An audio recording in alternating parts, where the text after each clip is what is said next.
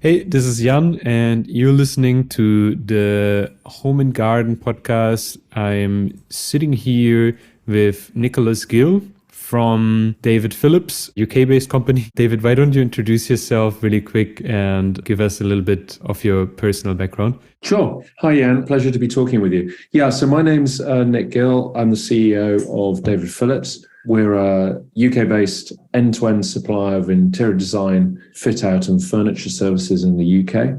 We specialise in the private rented sector, and within that, the very fast-growing build-to-rent market, what's called in the US the multifamily market, student accommodation, developer and investor markets here in the UK. And we've got a full range of services from the delivery of individual items of furniture through to the total design, bespoke procurement and installation of prime London and prime UK property interior design projects. Got it. And basically you're saying you're mainly focusing on bigger kind of projects in this quick growing multifamily home, student accommodation, et cetera, sector, right?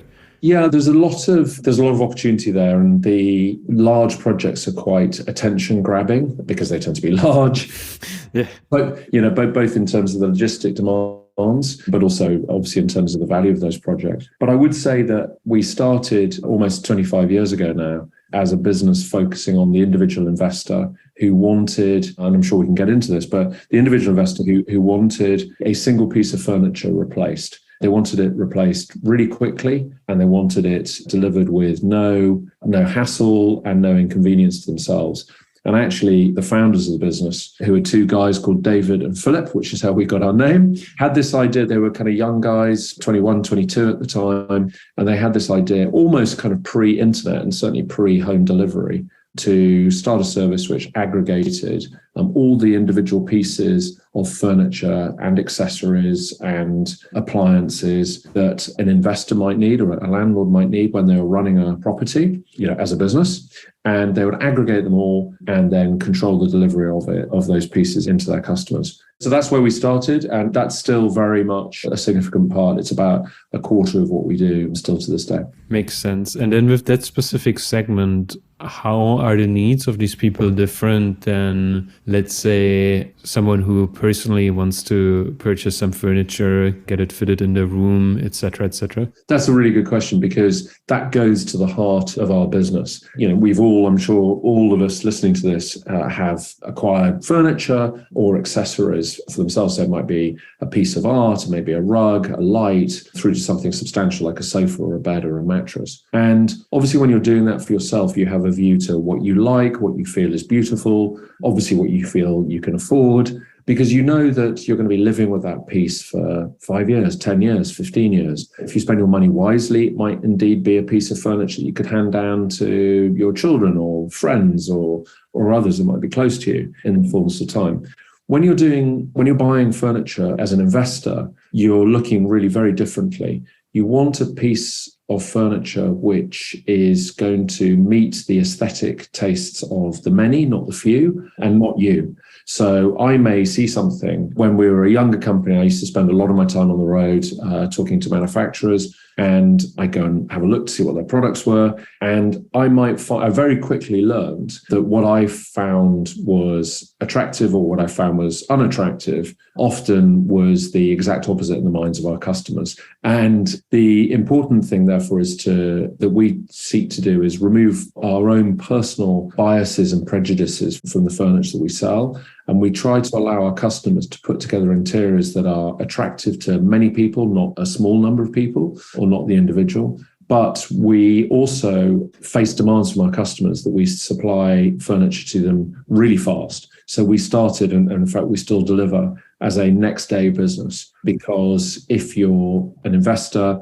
and you have a resident in a property and they need a new mattress, or there's a problem with a sofa or a coffee table, they want it replaced the very next day. So we hold stock, we deliver it ourselves, we have our own distribution fleet, and we have our own warehouses and indeed our installation teams. And are as much of a service company as we are a product company. And that makes us very different, I think, to most retailers, for example. Yeah, that's very interesting. How do you combine those two aspects that you mentioned, right? So the product side of things with the service side of things? Yeah. Do you know what? Yeah, that is a debate in the early days of the company that we had all the time. Are we a product company or are we a service company? And the conclusion was that actually, whilst the product is super important to us, at the end of the day, if our product isn't attractive, if it isn't well made, if it isn't priced well, then customers won't buy it. But having said that, the reason they come to us as opposed to going to a retailer, for example, is because of the service that we offer. So we need to ensure that we have the product in stock. We need to ensure that our teams are really well trained in the delivery of it. And we need to ensure that everything else that goes around that, so the ordering process, the process of payment, for example, those things are really smooth. And there's an interesting twist here, which is that quite often the people that are ordering the furniture are not the people that are going to use the furniture. And actually, more than that, quite often the people that order the furniture are not even going to see the furniture because they may be working as part of a customer's procurement team, sitting, for example, in London, and they may be ordering on behalf of a property which is situated in a city outside of London. It could be Birmingham or Manchester. So they never actually even see the furniture. So the service element is really important to us. Very interesting. And then what was your personal background before joining the company? I think when you're about 5 or 6 or 7, your parents say to you, what do you want to be in life? And some people say, well, I want to be an astronaut, or I want to be a world famous footballer. I remember saying to my parents, what I want to do is I want to sell furniture for a living. Oh, wow. No, I'm joking. I'm joking. Well, after I left university, I actually joined the investment banking world here in London. And I was lucky enough, I spent about 5 years in London. And then I spent the next 7 years of my career pretty much working internationally. So I worked in Hong Kong, Buenos Aires, Argentina, and then New York. And then I returned to London. And shortly after coming back to London, I loved the job and it was fantastic. I used to work in a part of banking called mergers and acquisitions, M&A. Oh, nice. Yeah. We we advised companies buying and selling parts of, or indeed entire companies. And it was fascinating work. And I loved the firms that I worked for and indeed the people I worked with. But I also knew that I wanted to move from being an advisor to being a doer, if you like. So I started with a friend of mine, a small investment company, which we ran for a couple of years. We were looking for companies to invest in, and we did some of that for a couple of years. And then we thought it would be really interesting to go and see if we could buy a business ourselves and find one that we could grow. And we found David Phillips in 2005. And the idea was to own it for 3-5 years, something like that. And then, as is the way, sell the business and then go and find something else to do and try and grow an investment business. And here I am 15 or so years later, still growing the business because there's still lots of growth open to us. Mm-hmm. Interesting. And what situation was the business in when you bought it? So was it in a distressed spot? What was it like? Or was it just regular day-to-day kind of situation? It was really interesting. As I say, it had been started by 2 guys, Philip and David.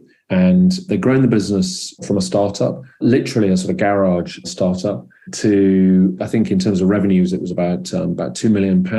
And there were 8 people in the business when I came in. We were sitting in a pretty horrible warehouse in East London. Whilst we're still in East London, we're slightly nicer warehouse conditions now. But yeah, it was 8 people. It was kind of very early stage. It was growing fast, but it had outgrown itself, if you know what I mean. So the management team, David and Philip, had got to a point, which I think is not uncommon in early stage businesses, where the growth of the company had outstripped the management and they were looking to sell the business in order to take some of the pressure off themselves. So I came into a situation which was growing. That was great. It was clear that the company was doing a really good job for its customers, but we needed to put in a lot of the basics of the business. So we didn't have a finance team. We didn't really have an aftercare team. We didn't have much of a website at all. Our product management was pretty poor. A lot of the way that we looked after our people was quite manual. It was kind of classic early stage business. And you mentioned you had a partner, right? Yes, yes. So how do you distribute responsibilities between you and your partner, and why? Oh, well, right. Okay. So I bought the business with a great guy called Will Islin. And we worked together for the first 7 years of our time at David Phillips. And he actually exited in 2012. He wanted to go off and do some other things. So he actually sold his share in 2012. And we brought in a private equity company at that time. And they were investors in us for about 5 years. And then they, as is the way with private equity and professional investors, they sold their shareholding to another private equity firm in 2017. And that's who we've been working with since that time. Why did you not exit yet? Or why didn't you exit it overall? Yeah, it's a really interesting question. I was perhaps from the beginning more involved with the running of the business than Will. We still had our investment company, so he basically went off to do that, and I was involved in David Phillips. I could see that there was lots of future potential for the company at that time, and so wanted to participate in that for as long as I could. And where is the company now? So we today still headquartered in London, but we have a business in Manchester in the northwest of England, northwest of Britain, which we started in 2009 and is now a really significant part of our business. We have a sales office in Birmingham as well. So we've got 3 locations in Britain. We opened an office in Hong Kong in April 2021, right in the middle of COVID, which was an interesting experience. And we've just opened about a month ago an office in Dubai as well. And we've got a small sales office in Hong Kong and in Dubai. We've grown from those 8 people to around about 280 people now, and we've also grown the services that we provide as well. Interesting. What's the rationale behind picking those specific locations? It's very interesting. There's always been a lot of interest in acquiring property in Britain from investors who are based in China. They like the diversification. The Chinese, as I'm sure you know, are big investors in residential property, and they've always liked the British property market. So it makes sense to have a sales office there because we're able to deal with Hong Kong-based investors in Mandarin or indeed Cantonese and in their time zone as well. And it's really frustrating for a Chinese customer to try and deal with someone in the UK who either doesn't speak the language or has an 8-hour time difference. And Dubai, it's a kind of a similar rationale. There are a lot of people in the Middle East channeled through Dubai who are interested in acquiring property in London. And so having closer proximity to customers makes a lot of sense. Yeah, from the US to UK, it's not really that much of a dynamic. And then also it's a really competitive market with basically everything, right, compared to the UK or maybe Central Europe. So I see. Okay. And then what would you say is the current vision of the company? So it's really interesting. We have just spent a bit of time looking at our vision, purpose, and mission because we hadn't. I think it's an important thing for a company to do from time to time. And in particular, there's a substantial challenge that the furniture and design industry needs to meet, in our opinion, which is the challenge of sustainability and the environmental performance of our product. So we've actually just changed our vision statement, and our vision now is to change our market's use of furniture and its impact on the world. And that speaks, we hope, to 2 things. As we've developed the business, we have, I think in a small way, been one of the leading companies to change investors' opinion of the role of furniture in a commercial context in terms of delivering happiness, wellness, and a higher standard of life for residents. And that's been something that's over the last 15 years or so, you can really see how investors now think quite hard about the role of furniture and the value of furniture in their properties and their developments and how it can add value to their residents. But also speaks to the vision statement, we also hope speaks to the growing recognition and the role that we want to play in having our customers or helping our customers understand the impact of furniture from an environmental perspective in terms of the impact on the world and change our customers' view of furniture. It's a really interesting point because there's lots of arguments about the environmental stuff, pro and cons, right? What would be kind of like the reasons for an investor to invest in sustainable furniture versus non-sustainable? That's a great question. It really cuts to the heart of it. I'm an investor. I'm in business to generate a return for myself or for my customer, my investor. And so why does sustainability matter to me? It's really interesting. We've just participated in a survey with a UK-based business called HomeViews. HomeViews is a relatively young company. I think it started a couple of years ago, and it surveys residents and their opinions of the buildings they live in and the people who manage those buildings. And literally this morning, HomeViews have released a sustainability report. And I think it's north of, I don't have it right to hand. And if Rory and Hannah from HomeViews listen to this, forgive me, but I think more than 80% of people that they surveyed said that sustainability was important to them. So I think at a very basic level, Jan, I think why would investors care? It's because their customers in turn care and increasingly are interested in what their building policies around sustainability are.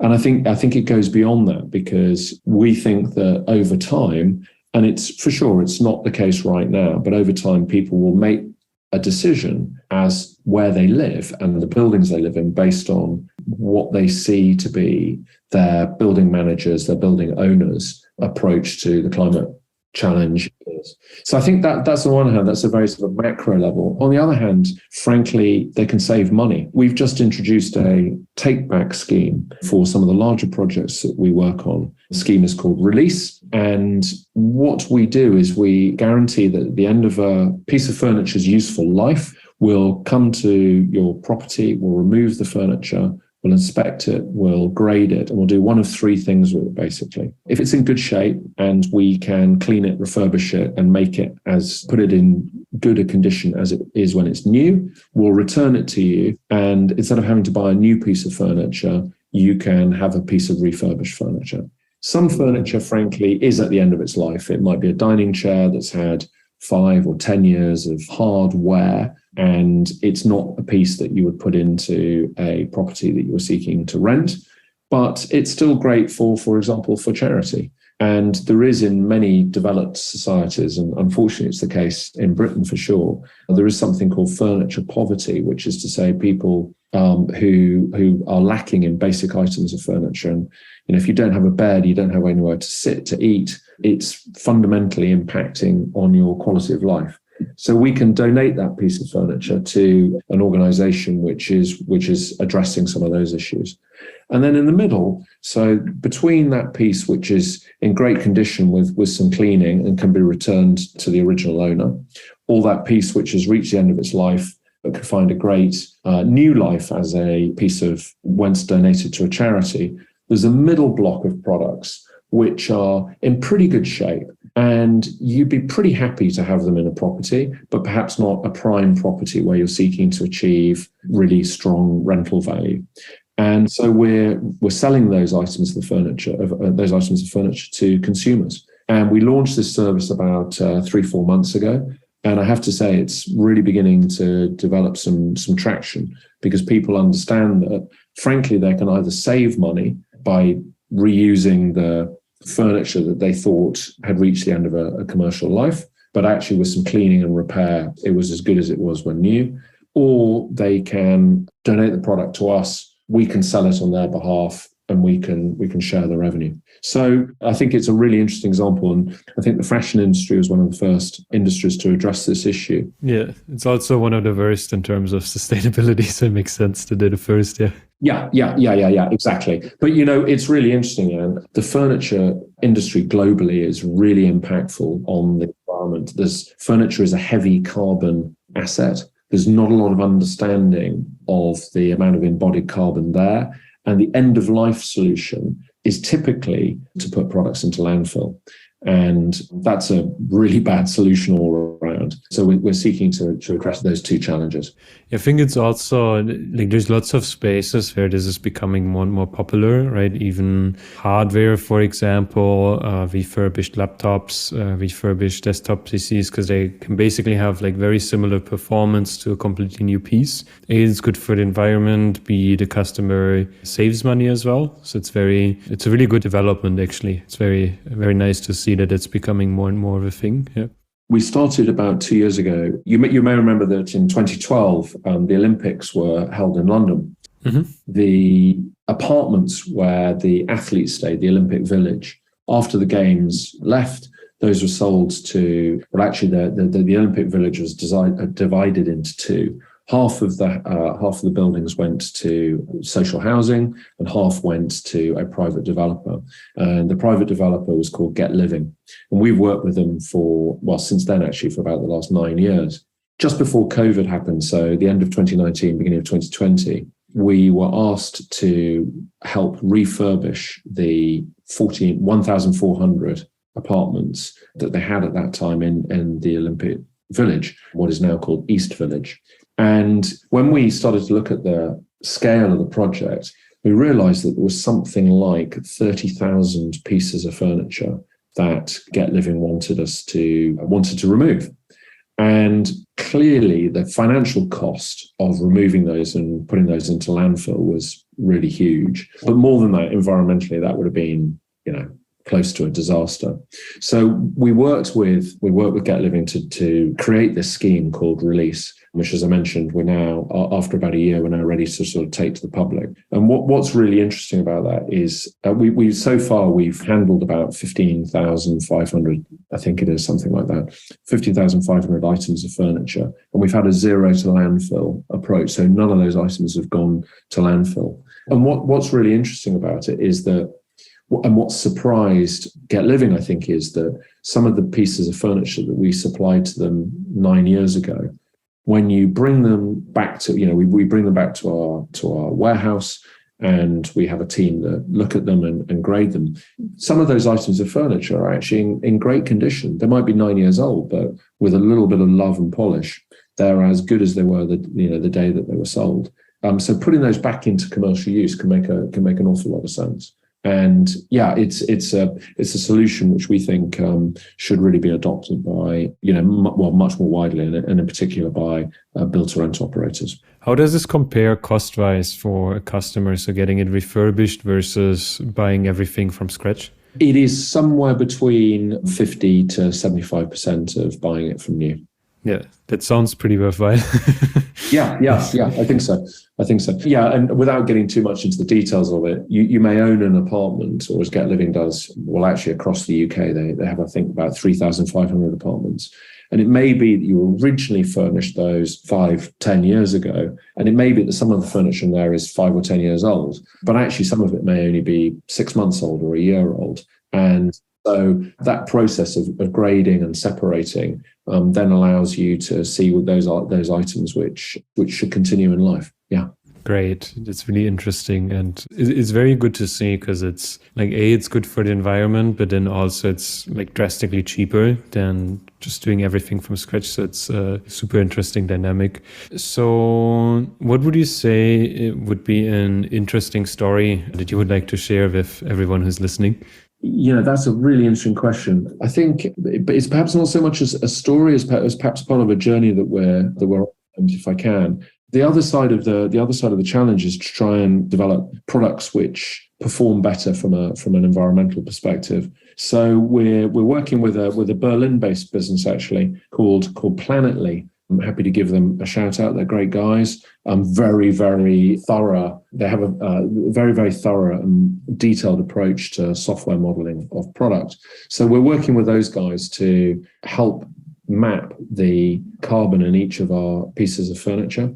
And then what we're seeking to do with that is sit down with our customers and between us design products which have a lower embodied carbon. And yeah, we've just worked with our first customer actually on this. They buy an awful lot of mattresses. Last year, they bought something like 1,500 mattresses for their apartments. So through the design of a new kind of mattress, which has a much higher percentage of recycled materials, we were able to reduce the carbon in the mattress from 77 kilos to 61 kilos, which is when you look at that across their entire estate, and purchases last year saves 3.1 tons of carbon, which I think is something in the region of the carbon that you would find in 52 million plastic straws. And it was really interesting, Jan, because being able to talk to the board of the customer and talk to them in terms of something simple and day-to-day, like plastic straws and carbon in plastic straws. Everyone knows what a plastic straw looks like. And you try and imagine what 52 million plastic straws would look like, and that's kind of unimaginable. Well, that's the carbon in all those plastic straws you can remove from the environment through some intelligent product choice. So that's hopefully a sort of interesting story, I think, as how you can take something which is quite conceptual, which is embodied carbon. Very few people really kind of understand what that's about. And through applying it to some of your day-to-day activity, like buying mattresses, actually make that much of an impact. We think that's a nice little story to share. Mm-hmm, for sure, yeah. And then what would be sort of 3 key takeaways for everyone who is listening that you would like to share? Yeah, that's a really good question. I think in terms of David Phillips' history or journey over the last 15 years, 17 years that I've been involved, I think the first thing that I've come to realize is that it's all about the team of people, in the company. So it might be about your sales team or your marketing team that work on products, whatever it might be, but also down to a small level. So each of our delivery vehicles has 2 guys on it. They are a team. And they are the people that the customer meets, actually. So every day that they go out, they hold our reputation in their hands. And you can do everything else fantastically well. But if those 2 people in the installation team are not very helpful when they meet their customer, everything else is for nothing. So yeah, I think that's the first thing. It's all about team. I think the second thing is that creating new markets is really tough. It takes quite a long time.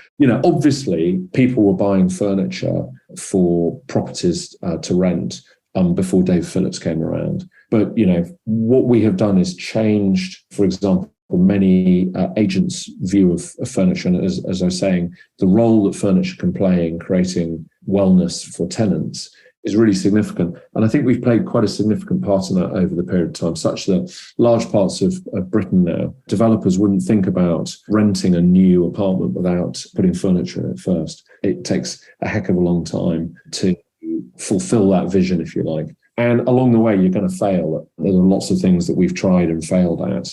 So, you have to kind of expect that, I think.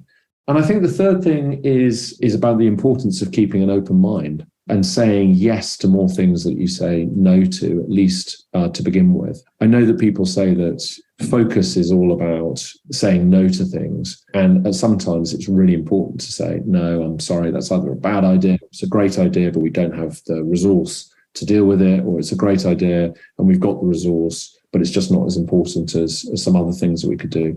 But actually, at the same time, you want to keep an open mind and say yes to things. And if you do that, it's interesting sometimes where conversations can take you. Mm-hmm. Very good. Nice. Any last words? Where could, for example, an investor find your firm, reach out to you guys if they're based in the UK, right? Because you don't serve the rest of Europe, I assume. Well, actually, we've started to work across Europe as well. So we've furnished from time to time quite a few apartments actually in Berlin, and we've worked with other investors in Switzerland and Paris and in Italy. But they tend to be somewhat episodic. So yeah, we're looking very closely now at the opportunities to furnish student property in Spain and Portugal, because those 2 markets are growing very fast. The universities there are growing fast and attracting a lot of new students who don't have great accommodation to go to. So yeah, you could find us on the internet. We're at davidphillips.com, which is PHILL. IPS, 2 L's. And we're also, and you can find Release Furniture at www.release-furniture.com, which is the takeback scheme that we talked about. Cool. Then pleasure talking to you and learning about this. As I think so far, we didn't interview anyone where the environment was such a big focus. So it was a very insightful conversation. So thanks a lot for being a guest and supplying our audience with this information. It's very valuable. Absolute pleasure, Jan. Thank you very much for having me.